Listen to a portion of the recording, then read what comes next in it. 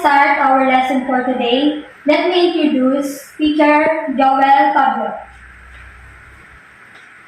Let's give him a round of applause.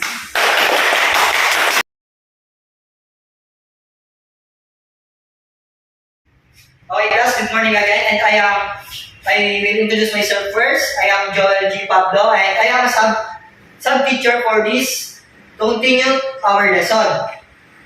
Our lesson for today is disaster preparedness on earthquake and volcanic eruption. Any idea about this lesson, class? None, sir. Okay.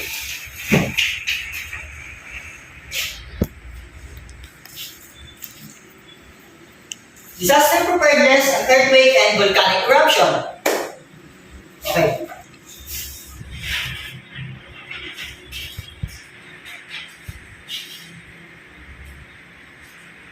Okay, class. Who wants to read this sentence? Yes, Michael. Earthquake and volcanic eruptions are both dangerous. It is hard to tell when they are going to happen. Here are some things that you can do to protect yourself against their harmful effects. Okay, thank you. Very good. Earthquake and volcanic eruption are both dangerous because in this disaster, many debris are falling and some structures are destroyed. It is hard to tell when they are going to happen. Here are some things that you can do to protect yourself against their harmful effects of this disaster. Okay. Before an earthquake, who wants to read number 1? Yes, Kevin. Sir, number 1, check the structure of your house and building. Look for potentially dangerous things such as steep hills, slopes, hanging objects, falling debris, etc. Okay. Before an earthquake, check your house or any structure na kung saan nandoon kayo. Una, titignan nyo ang mga object na pwedeng mahulog sa inyo, kung makakadisgrasya sa inyo. Yung mga hanging objects, example na lang yung mga chandelier, mga bulb, and etc. Yung mga debris, for example, is yung kahoy sa loob ng bahay, yung mga sa bubong natin dito makikita. Okay, number 2. Yes, Kyla, please read. Familiarize yourself with your homes and school. Know the routes you will take to get out from the building in case of an earthquake. Okay, thank you. Familiarize yourself with your homes and school. Diyan po, once sa school po natin is already happening an earthquake drill. Kung sakaling mangyari ang earthquake, ay meron tayong isang lugar na mapupuntahan. Once na nasa building po tayo, is stay calm and maghanap tayo ng ligtas na lugar. Yung walang mahuhulog ng mga falling objects sa atin, o yung walang mas maka-aksidente sa atin. Okay, number 3.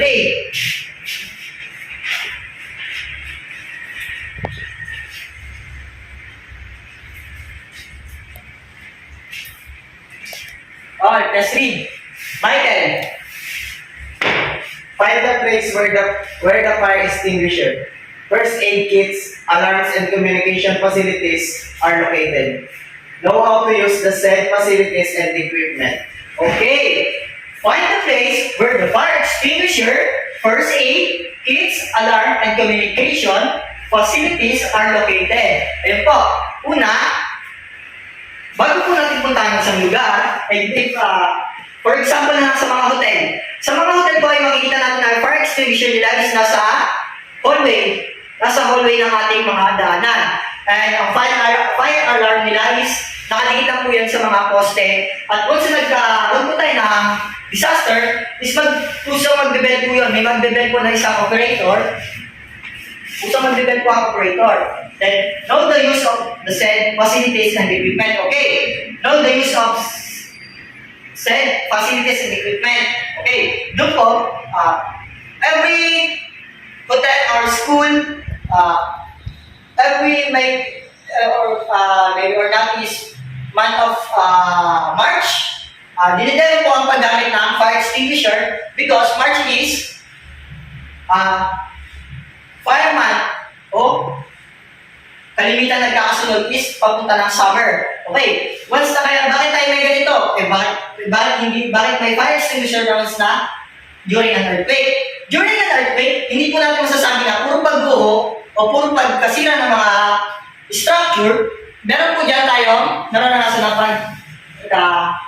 sa mga kuryente is nag-short circuit sila, doon po tayo nagmumula ang sunog. Ngayon, kaya natin inilagay ang fire extinguisher. First aid kit. First aid kit is very important in this disaster because first aid kit, kahit wala po unang responde, basta alam niyo po kung saan nakalagay ang first aid kit at alam niyo gumamit, ay pwede po kayong mag-apply nito sa mga nadisgrasya. Okay, 4. Kevin, please read. Number 4, prepare an emergency plan to cope with the disaster.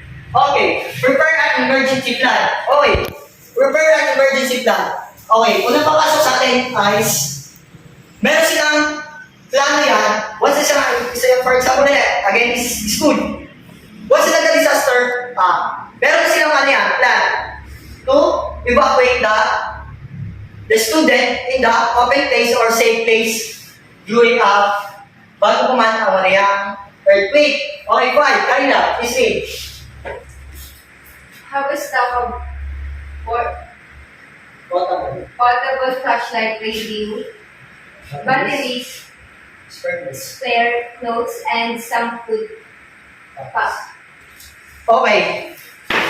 Have a stock of portable flashlight, radio, batteries, spare clothes, and some food pack. Yan po yung kit na minsan ay kalimitan natin nakikita sa mga sa atin, sa mga ibang bahay, meron po silang ganyan. Once po sila dumating ang disaster, is hindi po lahat ng gamit nila, is ilalabas nila. Meron po silang isang lagayan na yun na lang pang bibit-bitin nila. Ayun pa ang naglalaman ng potable water, flashlight, medicines, radio, batteries, spare clothes, and some food na kayang mag-supply sa kanila for how many days. Pero hindi po yung sapat na nag-prepare ka na ganyan, is for 1 year. Hindi po pwede yun. Kailangan po natin pag mag-prepare tayo na ganyan is for 1 week, kasi po, yung sa mga kalimitang disaster na ganyan is may nag-volunteer po na mga nagbibigay.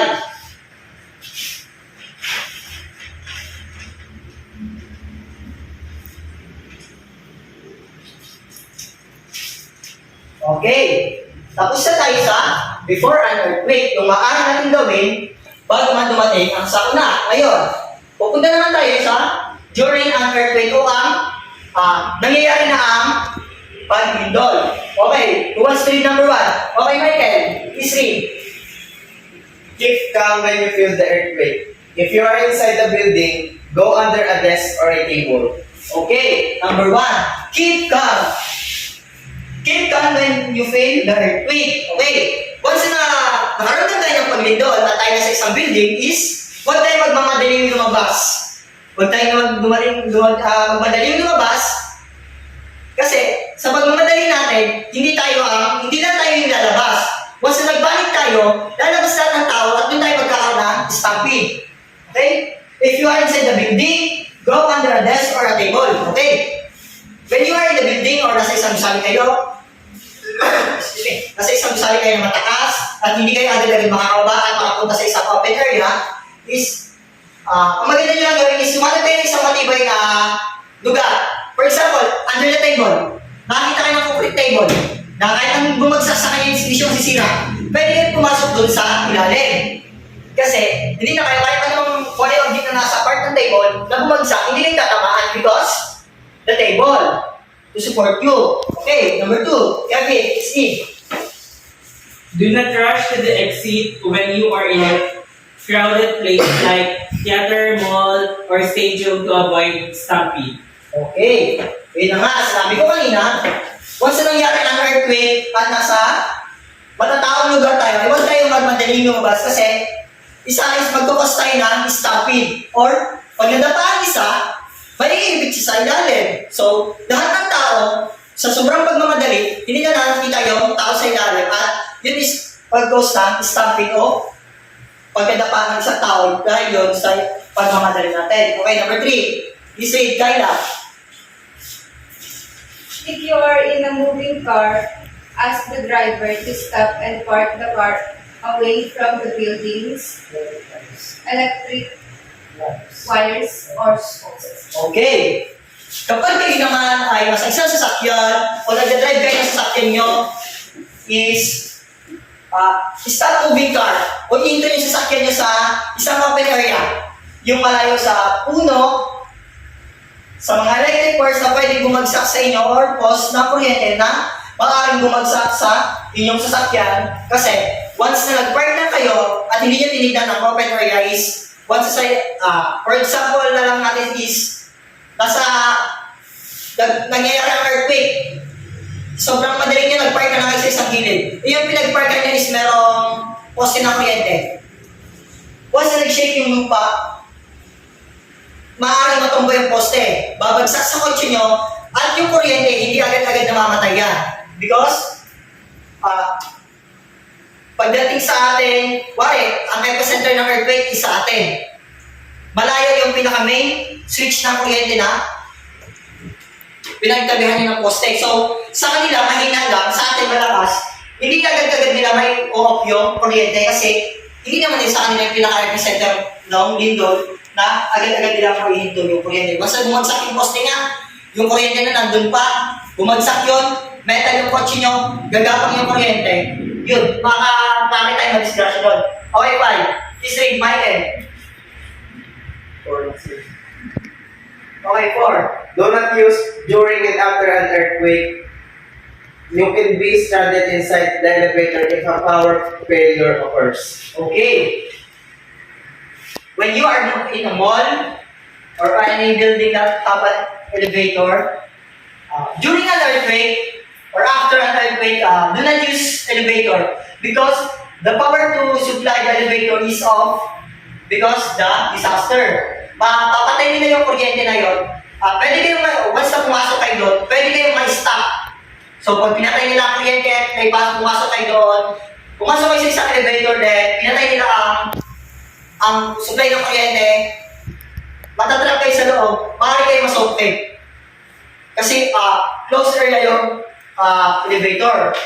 Okay, 5. Please read, Kevin. Number 5. If you are residing near a coastal area, always be aware on tsunami. If you feel an earthquake, immediately run on a higher ground. Okay. If you are in a sailing area or a coastal area, for example is nasa beach, naliligo kayo ng mga kaibigan nyo. So, nangyari ang earthquake, nasa isagan kayo ng outing o nasa isang, dagat, nag-outing kayo sa dagat. So, beware at tsunami because once ang earthquake is tumama siya sa tubig, hindi nyo mapapansin na yung tubig lumalayo. Hindi nyo rin alam na ang impact nun is malakas. Kaya kapag kayo nasa beach and have an earthquake, ayan, immediately run on a higher ground. Excuse me. Immediately run on a higher ground. So pumunta kayo sa isang mataas na lugar kasi once na nagka-tsunami is walang high pressure of water na pupunta sa inyong pwesto.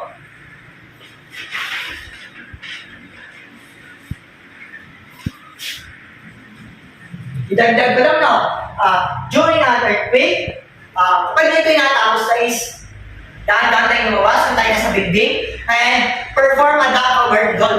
Alam ko naman na ito tayo, braces na kayo, is maraming drills na tayo every year, every year na ginagawa. Dito sa earthquake, at tawag natin earthquake drill. Ito ay pag-perform natin ang dock over and hold when the earthquake is natapos na ang pagbitol. Dahil tapos nalabas tayo ng dahan-dahan, yun nga, first of all, sasabihin ko sa inyo, pag nangyayari ang earthquake is, huwag tayo magmadali.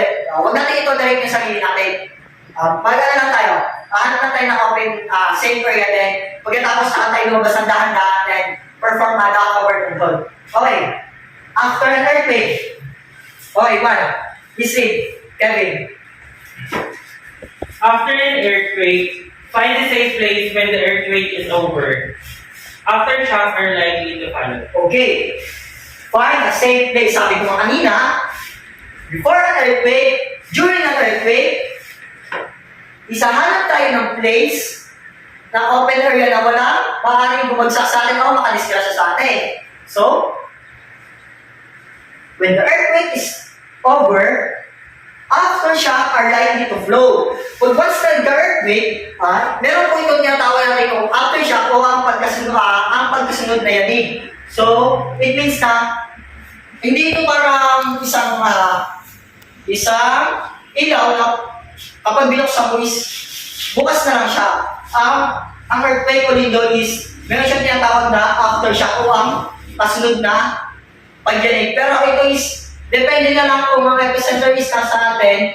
Siguro makakaramdam din tayo ng medyo malakas na aftershock. Pero once tayo sa malayo, siguro medyo hindi na natin ito maramdaman. Pero mararamdaman pa rin ang iba. Okay, 2 is 3, Michael. Check the safety of your family members. If someone is missing or in trouble, seek aid to find them. Okay, after an earthquake, kung may pamilya kayong nawala, for example, during an earthquake, nasa bahay kayo, yung bahay yung gumuho, and lahat ng pamilya niyo is hindi nakalabas, pero ang alam niyo nakalabas silang lahat. Yun? If some are missing or trouble, seek aid to find them. Pero, seek aid to find them is hindi agad-agad kayo papasok doon sa isang structural na sa bahay nyo. Kasi, once na pumasok kayo doon at meron po siya yung aftershock, may maaari pang mahulog na mga debris na maaari maka-discrash sa inyo. So, seek aid to find them. Kung pwede is naggalindol sa ating school. Ang classmate nyo na iwan sa room, huwag nyo agad pupuntahan. So, humanap kayo ng pwedeng makatulong sa inyo or any department, naggalindol sa school nyo. Dumating ang police department, fire department, MDR, RMO, pwede kayo lumapit sa kanila at humingi ng tulong na, Sir, yung classmate ko po na iwan sa loob ng room.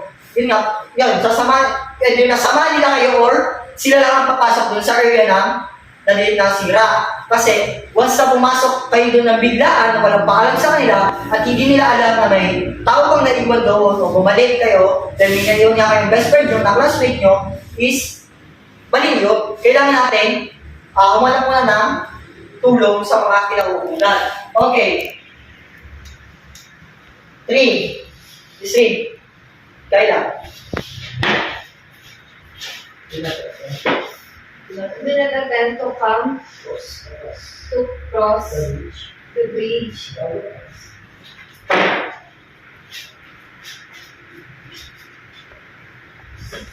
The bridge and overpass which may have been damaged by the earthquake.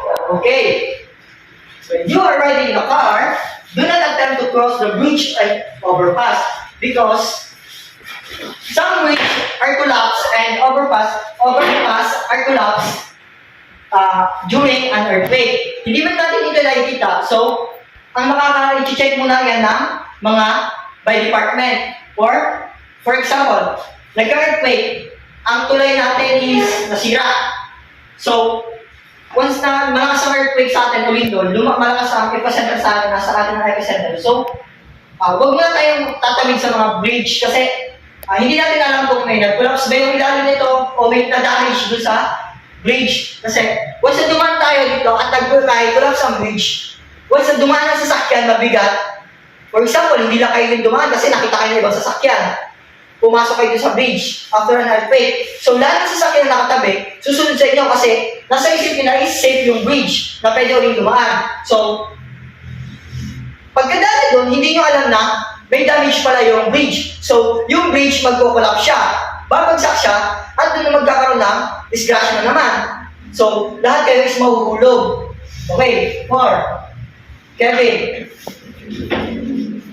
Number 4. Check for fires if there are any. Some damages from the earthquake may result to a fire. In case you see fire, locate the nearest fire control for fire alarm. Okay. Check for fires. If there are any, some damage from the earthquake may result to a fire. Sabi ko nga kanina, kapag lumindol or during an earthquake is may tendency pa rin na magkasunog because the electrical wires, the troubleshooting, and magkakaroon siya ng sunog once na nag-troubleshooting ang mga wires, lalo na pag sa mga yung sira yung wires sa may mga madaling masunog. Yan. In case you see a fire, locate the nearest fire alarm control or fire alarm. Okay. May kalindol. Nasa isang building kayo. Sa apartment building, hotel, or any. And during an earthquake, nandun kayo, lumabas kayo. Naghanap kayo ng open place. Yung kwarto na pinanggalingan nyo is, nakita nyo is, nagkasunog. At ang fire alarm ng mga ganyan, alam ko is, kada floor meron silang fire alarm. Yung nagkasunog, so pagka lindol, lumabas kayo lahat. So lahat ng tao sa building or sa isang hotel is hindi pa nakakalabas kasi naiwan sila sa loob. Ngayon, pwede kayo kahit kayo yung mag-bell ng fire alarm or fire control to alarm the people inside the building na merong sunog. So, yun, dahan-dahan sila pabababain and pag nag-alarm naman yan is automatically, alam ko is mag-ano agad ang fire department na, kasi once na during an earthquake, nandiyan ang fire department, police department, and then department to assist you in this disaster. Okay, fine. Michael, listening.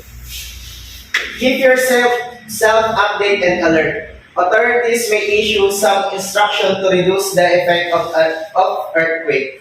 Okay, keep yourself updated and alert. Authorities may issue some instruction to reduce the effect of earthquake. Ayun na nga po. Once na nagka-earthquake, is huwag tayong magmamadali na, yun nga. For example, naiwan mo yung cellphone mo sa isang building, na sobrang madali mo, is naiwan mo sa loob. After na earthquake, bumalik ka na walang instruction ng mga authorities na pwede na pumasok o bumalik sa isang building na nilindol or ikaw ng earthquake. Pag ganyan, sa ganitong sitwasyon is pupunta tayo sa authorities na, sir, pwede na po ba kami pumasok sa room? Kasi may mga naiwan kami, mga halagang bagay. Yun. Huwag tayo mahiyang magtanong sa kanila kung pwede na pumasok kasi sila ang nakakaalam na it is safe or not safe na pwede tayong bumalik. Do you understand the disaster preparedness on earthquake before, during, and after? Yes, Yes, teacher. Okay, very good. Now, let's move on. Disaster preparedness on volcanic eruption. Any idea on disaster preparedness on volcanic eruption? None, sir. Okay.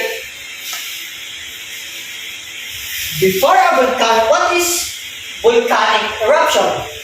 Okay, I will read first. And a volcano shows sign of possible eruption like earthquake, increasing emission of steam, and rumbling sound.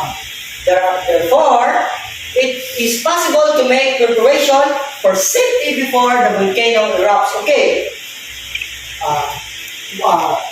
Do you have any idea that nearest volcano in your place? For example, class, is Mount Pinatubo in Botolan, Zambales. Mount Pinatubo is also active volcano, active stratovolcano in Zambales Mountain. Last few months, few days, few weeks is ang Pinatubo is na-erupt pero hindi naman siya totally volcanic erupted because parang simple erupted lang na hindi naman naka-epekto sa iba. Okay. Volcanic erupted na isang volcan na nag-erupt ng matindi is ang Taal Volcano in Batangas sa may Taal Lake. Yun tayo, umabot yung volcanic ash niya from, sumabot siya sa North Luzon at nagkaroon siya ng pagkalat ng volcanic ash doon. Before a volcanic eruption, these are the tips when the volcanic eruption is erupted and you are in the nearest part of the volcano o kung saan kayo marami kasi isang bulkan na sa isang bulkan na nag-aktibong sumabog. Itong maaari nyo, pwede nyo gawin. Before a volcanic eruption, is read number 1. Ms. Sheila. Be aware of any unusual volcanic activity. Okay. Be aware of any unusual volcanic activity. Be aware. Once for example, yung tinitirahan nyo is malapit sa isang vulkan. Siguro yung bago ito tuluyan mag-erupt is meron kayong may kung magkasasakit sintomas na maririnig o makikita sa isang vulkan. For example is yung pagtunog ng mga stone sa loob niya para magbabubbles, tapos yung pinaka-ventilator niya is naglalabasan ng usok. Yun. It's possible na mag-erupt yung volcano, kaya before, pag nakakita tayo na ganyan is mag-evacuate na tayo. Within, ang alam ko is from the volcano is within 1,000 meters, kung di ako nagkakamali ay bawal lumapit once na may isang baka sakaling sumabog ang vulkan. Okay, number 2 is read. Kayla. Listen to the radio or persons of authority for safety instructions. Okay. Sa volcanic eruption is, ito yung pagkaiba niya sa earthquake is, ang earthquake is biglaan. Ang volcanic eruption is, actually biglaan siya pero by process, may process siya na once nag-erupt ang vulkan is, nag-erupt siya ng Monday. Monday is tuloy-tuloy yun. Hindi. Siguro, bibilang tayo ng ilang araw bago totally mag-erupt ang vulkan. Makikita lang siguro natin dyan is, yung paglabas ng mga lava sa crater niya na pababa, yun yung iniwasan natin. Kasi yun na yun, is mainit yun. Kaya, listen to the radio or person of authority for safety instruction. Yan. Pillbox. Yan ang nagbibigay ng mensahe sa atin once na may volcanic eruption. Then, 3. Please read, Michael. Prepare an emergency supplies like flashlight, candles, matches, and first aid kit. Okay. For example lang, is nasa yung lugar yung tinitirahan is malapit sa isang vulkan na active volcano. Ang mapapayo ko lang sa inyo is mag-prepare kayo ng isang box na nandun na yung emergency supplies, medicine, food box, na pwede tumagal ng 2 to 3 days. And flashlight, number 1, flashlight. Candles, matches. Pero once na gumamit na ng candles and matches is be safe. Be safe once na nasa isang evacuation area kayo. Be safe na sa paggamit nito. And first, hindi talaga mawawala sa ating kit is ang first aid kit. Kasi ang first aid kit is isang napakahalagang gamit yan. Once na nagkaroon ng volcanic eruption, then malayo tayo sa kabiasnan.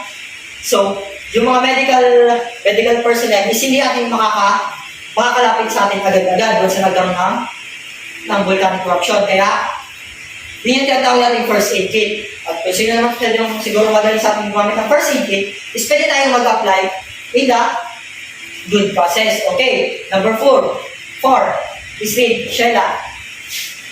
Stock some foods and water. Okay, yun, parang sa 3 lang din siya, stock some foods and water. Kasi yun na, number 1 na laman sa atin, is parang kit siya, emergency kit. Kung tatawagin natin siya, emergency kit. Yun, nandun na lahat ng mga mahalaga, medicine, gloves, flashlight, stock foods, water, first aid kits, ano ba? Yung mga spare gloves. Kasi, once na nag-evacuate tayo is, siguro, 2 to 3 days tayo sa evacuation area. Swerte na lang tayo kung kinabukasan, pwede na tayo bumalik doon. Yun, pwede na natin i-manipulate yung sarili natin. Okay, number 5, please read. Kaya, Evacuate if necessary. yun. Once na, bago pa man pumuto ang bulkan, pag nakikita na natin ito ay nag-erupt or nagbabadya na siya sumabog, please, evaporate, evacuate if necessary. Mag-evacuate na tayo, huwag na natin antayin dumating na yung sakuna, o kaya pumutok yung bulkan, apektuhan tayo, tsaka lang tayo likas. So, yung ibang personnel natin, siguro, yung iba hindi na pwedeng lumapit kasi may precautionary measure tayong sinusunod sa mga ganyan. Kaya pag sabing, mag-i-erupt na yung bulkan natin, kailangan natin mag-evacuate. So, sunod na tayo sa mga kinauukulan natin, sa mga authorities na nagsabi na gano'n. Okay, before volcanic eruption, naintindihan mo yung ating pwedeng gagawin. Yes, teacher. Okay. Itong pangalawa natin is during volcanic eruption. Okay, number 1. Is Michael. Stay indoors. Okay. During volcanic eruption is, for example, nagmutok yung vulkan. Yung bahay natin is, wala naman siya sa precautionary measure na away from the mountain. Malayo tayo mountain sa mountain na ito. Stay indoors lang once nag-i-erupt ang vulkan. Kasi yung ash na nilalabas niya is maaaring makakotay ng sakit doon. Lalo na sa mga asthmatic, may mga hika, yan. Pag nalanggap nila, kasi puro abo yun, mga volcanic ash. So, pag nalanggap nila yun, yun yung magkakaroon tayo ng sakit sa baga. Kaya nakikita natin, once na isang authorities is pumasok sa mga ganyan, nag-rescue sila, nakita natin, meron silang oxygen, naka-full face equipment sila. So, makikita natin halos lahat, full face sila, from foot to head. Okay? Number 2. Isri, Sheila. Cover your nose with a mask or damp cloth when volcanic ash or dust is present in air. Okay, yun nga, sabi ko kanina, pumutok ang vulkan. Ngayon, yung volcanic ash nun, sasama siya sa hangin. So, pag lumabas tayo, kailangan, pwede tayong lumabas with pag sabi ng authorities na, pwede na tayong lumabas.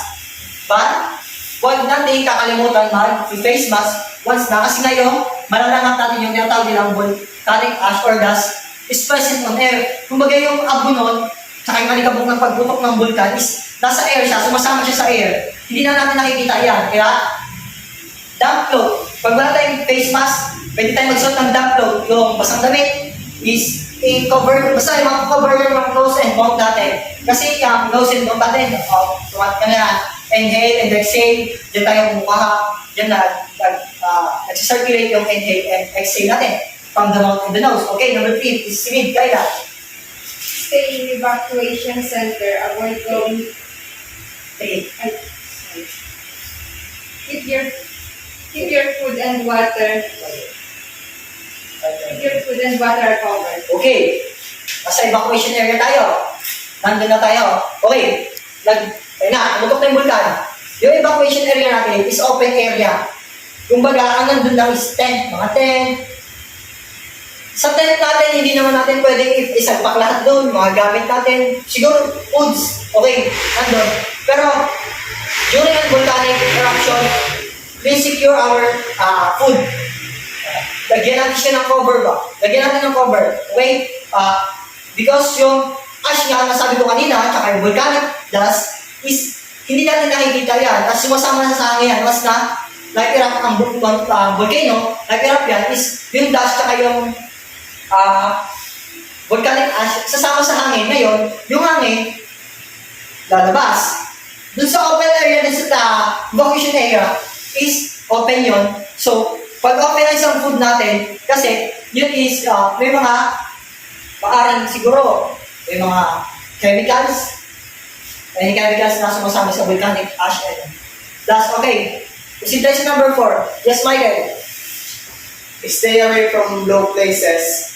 Rocks, lava, and mud flows are likely to follow towards low-lying areas. Okay, stay away from low places. Okay, ibig sabihin, lumayo tayo sa mga babang lugar. Rocks, lava, and mud flows are likely to follow towards lying areas. Yun, ang parang the same sila sa volcanic. Earthquake, once na nagkaroon ng tsunami, di ba? Sa earthquake, pag once na nagkaroon ng tsunami is, kailangan natin pumunta sa matataas na building, sa matataas na lugar. So, sa during an volcanic eruption is kailangan din natin pumunta doon because the rocks lava and the mud flows.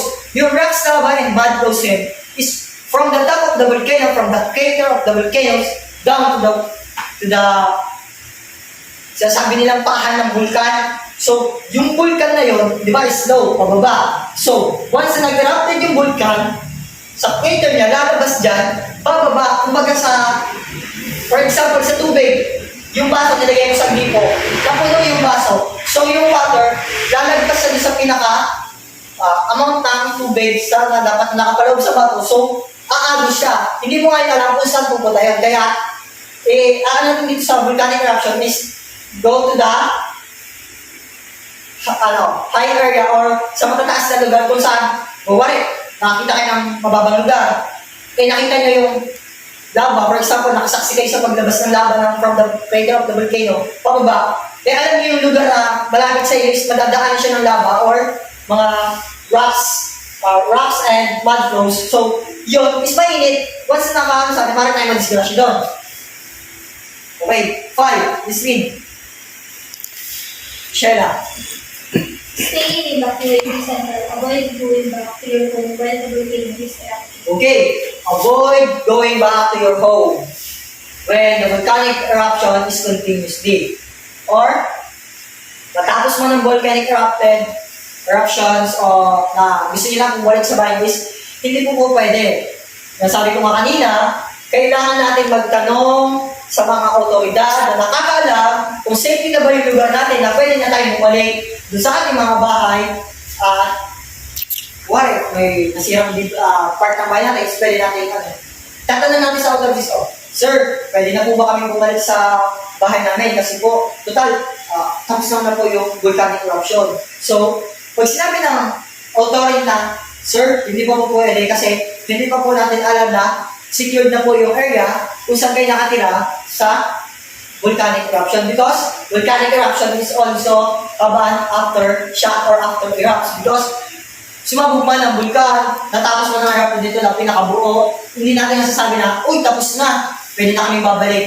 Meron siya yung kasunod, kumbaga pahabol na paglabas ng mga lava rocks, hot rocks, lava, and mud flows na pwedeng maka-disgrasya sa atin.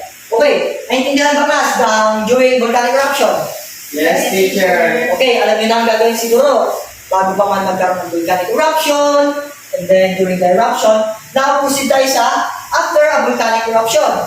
Okay, after a volcanic eruption, number 1, please read, Kayla.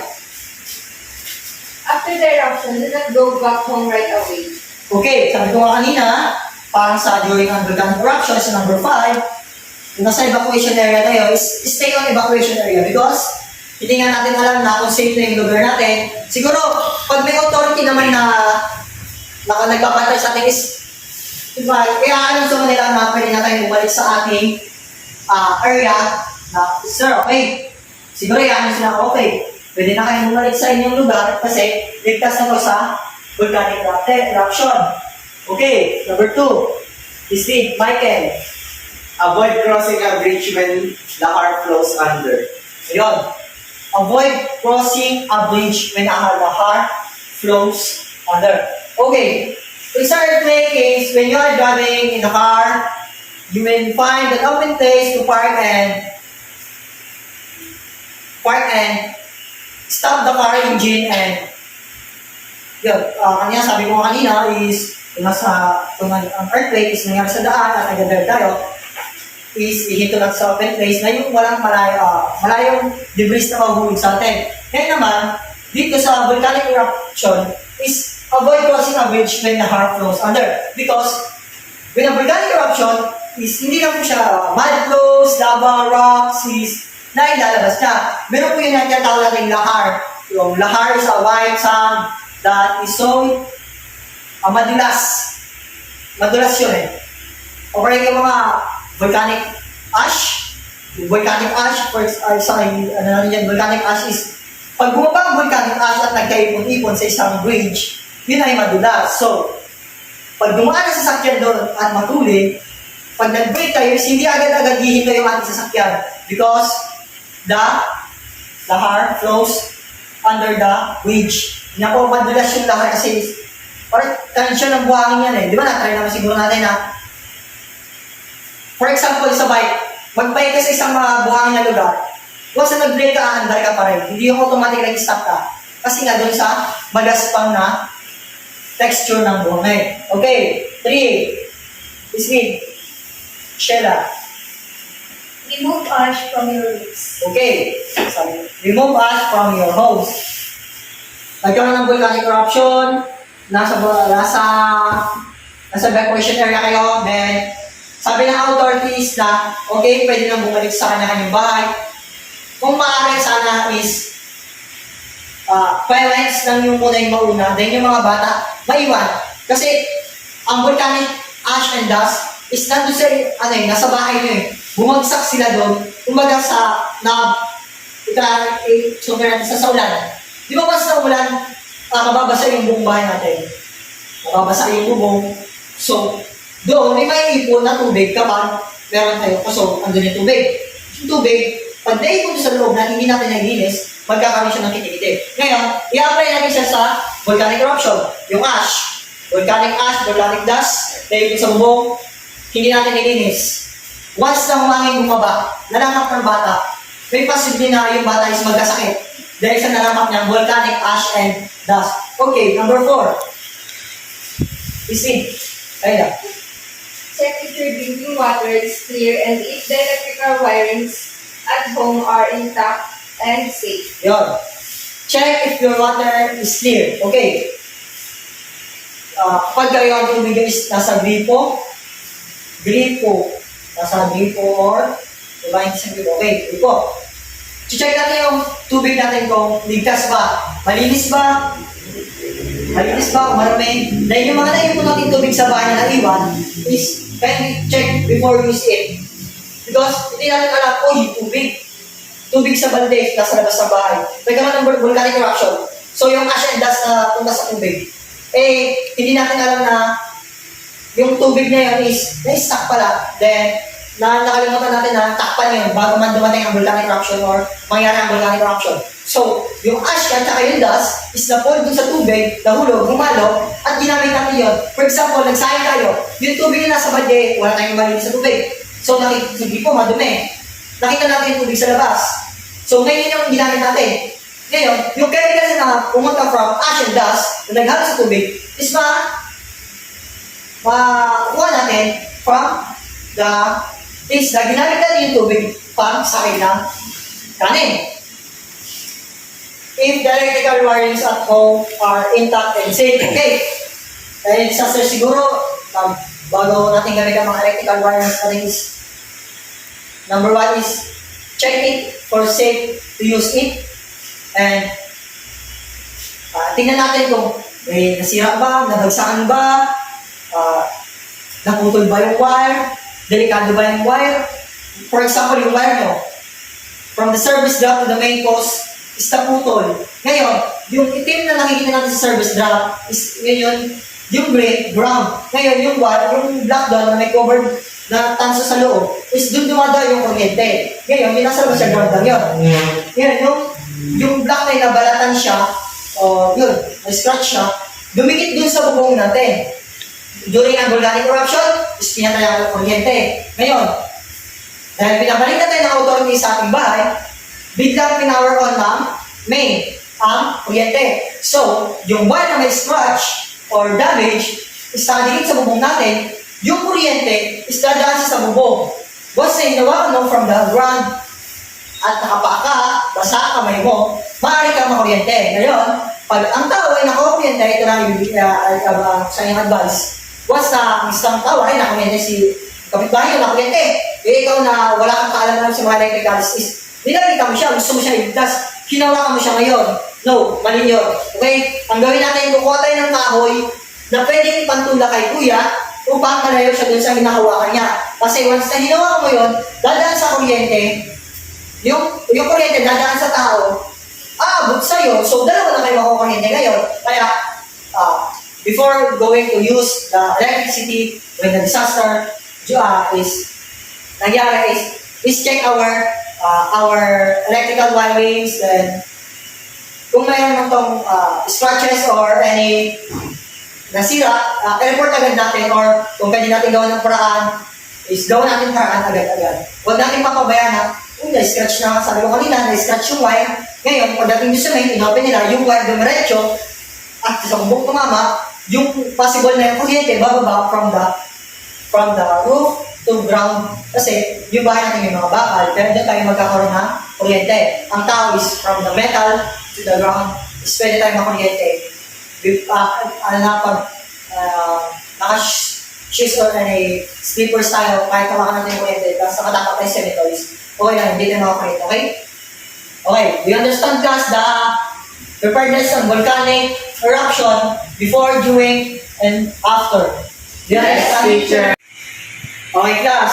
Do you understand our lesson for today? The disaster preparedness of earthquake and volcanic eruption. Before, during, after, and any tips to how to protect yourself during this disaster. Yes, teacher. Yes, teacher. Okay, now let's have a try to check. Let's check your understanding on the lesson for today. Okay? I have an activity I prepared. Let's check. List some safety tips to protect yourself against the harmful effect of earthquake and volcanic eruption. Okay, give me one safety tips during an earthquake. Michael. Evacuate. Okay, that's good. How about volcanic eruption? Yes, Kevin. Prepare safety kits and first aid, sir. Okay, that's good. How about Sheila on earthquake? How to protect yourself on earthquake, and how do you prepare the things that we need during an earthquake?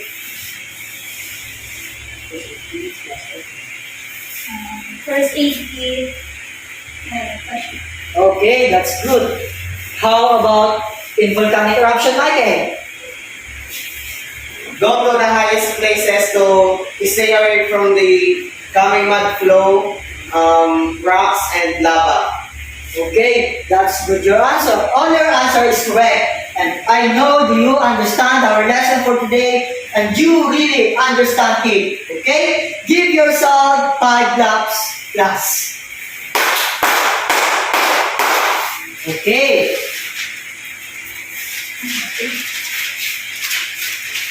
In your group, I have a group activity for your class. I have prepared a group activity for you.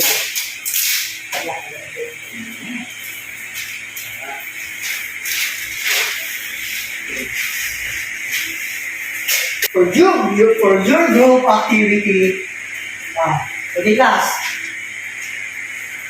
For your group activities to class group yourself into 3 groups and create a table for the things that you should do before, during, and after an earthquake and volcanic eruption, and present it on front after 5 minutes. Okay, class? Do you understand the activity? Yes, sir. Okay, please proceed to your activity. Group yourself to 5. 3.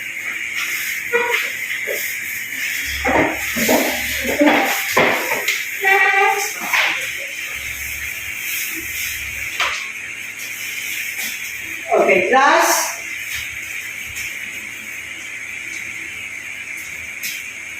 Thank you for your cooperation in our activity. All of your answer is correct, and I know that you really understand our lesson for today. For your assignment is find some information on the 5 most destructive earthquakes in the Philippines. Plot on your findings in the timeline below. Okay, I have a graph. Okay? For example, earthquake during 1999. Okay, event. What is the epicenter on earthquake? And they give the details. Then, sa tapat nito, isusulat natin kung anong araw ito nangyari, anong oras ito nangyari, at anong tawag dito nangyari. Okay, class, naintindihan ba class? Yes, teacher. Okay, that's good. That's all for today, class. I know, do you understand our lesson for today? Okay, any answer, any question or clarification about our lesson, class? None, teacher. Okay, that's good. That's all. Thank you.